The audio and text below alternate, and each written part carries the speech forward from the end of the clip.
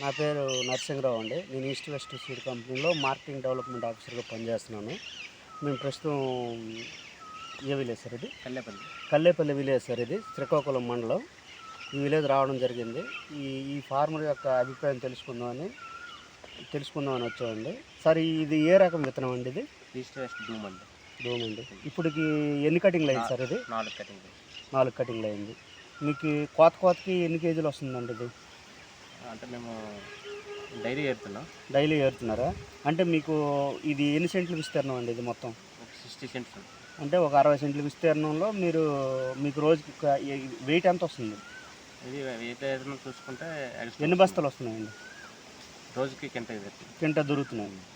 బాగుందా wait? Size విషయంలో కానీ, క్వాలిటీ విషయంలో కానీ, కారం విషయంలో కానీ కారం బాగుంది, అంత బాగానే ఉందా? Okay sir. ఈ విత్తనం మీరు నెక్స్ట్ ఇయర్ వేసుకుంటారు సార్? ఇది ఓకే.